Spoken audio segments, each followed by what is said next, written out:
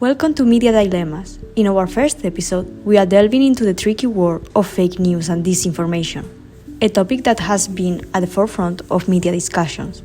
I've got journalist Jati Savitri with me, who is currently conducting research on fact-checking to counterfeit disinformation during the 2024 Indonesian elections. Thank you so much for participating today, Jati. Thank you for having me. Let's start by clarifying the difference of disinformation and misinformation, as well as the 7 types of disinformation.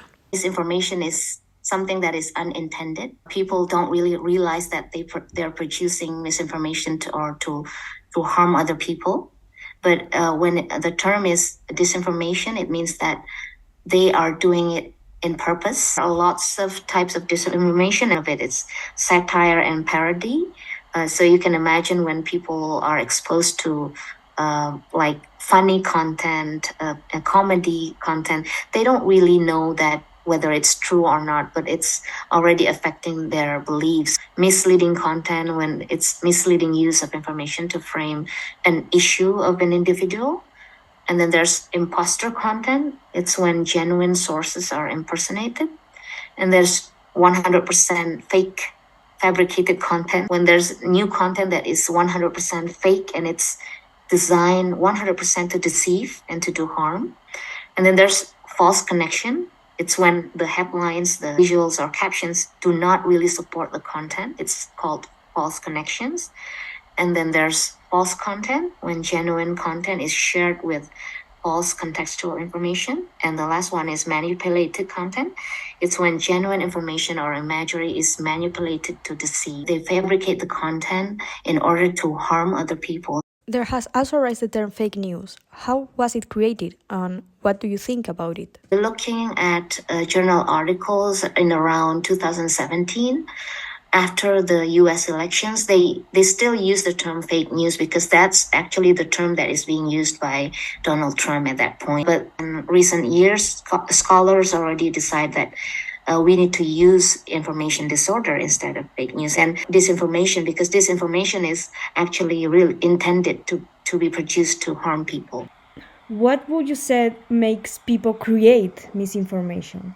It depends on the context, but definitely it's because the intention is because they have interest to harm other people. In election context, these bad actors really want to win the election. They would do anything, including hate speech and other disinformation formats. What type of tactics will creators of disinformation use? According to some of the research, they really want to get the false information to be effectively influencing other people by designing it according to their interests. That's why they really need their personal information. That makes it more effective to reach them. As a multimedia journalist, have you faced anything of that?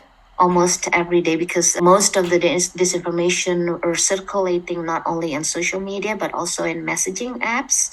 So like for instance, in my country, Indonesia, people are circulating false stories or disinformation through WhatsApp. It's circulating there, especially because we understand the risk of election disinformation. We are doing all the things that we can do to combat. We're doing collaboration between journalists and also civil society. In Indonesia, we have fact-check collaboration. We call it Cek Fakta. It consists of different institutions, not only online media. Currently, we have like 26 online media in Indonesia that are collaborating with the civil society. How does disinformation impact public perception and trust in the media?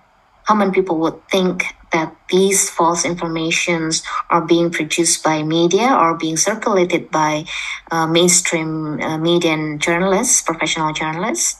This is one of the reasons that journalists are now collaborating with civil society and also social media platforms to combat this kind of disinformation, because it has proven to influence the decline of trust in the media.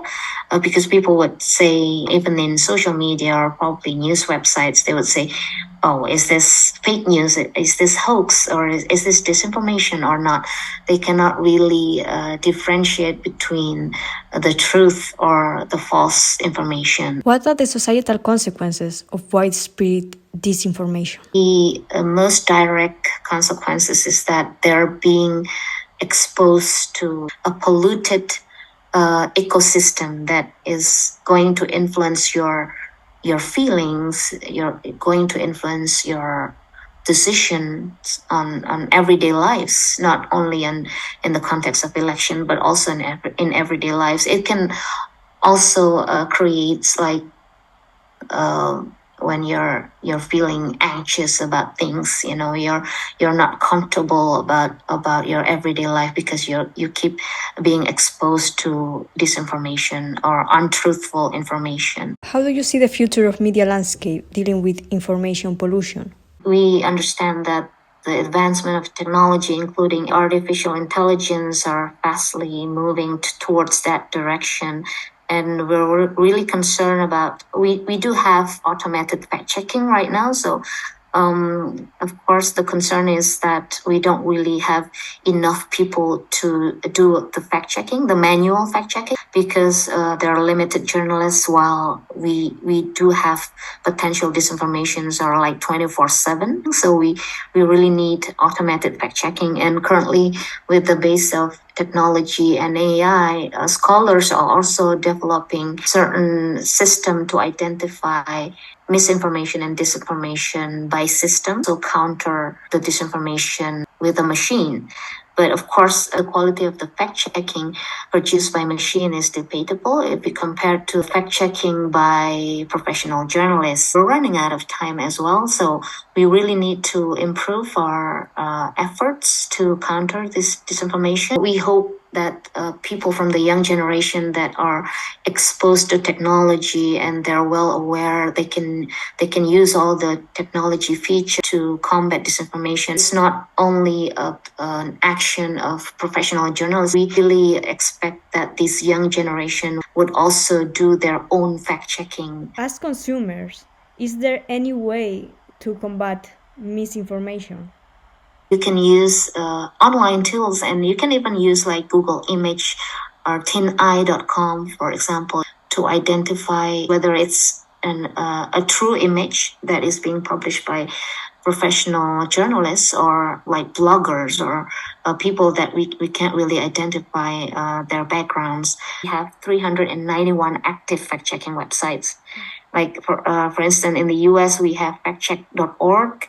In the UK, you have Channel 4 News, and we also have several in other regions in Asia and Africa. So you can always go to these fact-check websites to check whether that potential disinformation is true or not. Thank you so much, Jati. I really wish you the best on your research, and hopefully we can have a second chat all about it, because it's really interesting. And thank you so much for sharing all your insight with us today on disinformation. Sure. Thank you so much for having me. Thank you for joining us on this insightful journey through the complex landscape of disinformation and its impact on media. I hope that this discussion with journalist Jati Savitri has provided valuable insight. Remember that staying informed and fostering media literacy are powerful tools in combating information disorder. The future of media landscape relies on our collective effort to build a more trustworthy and resilient information ecosystem.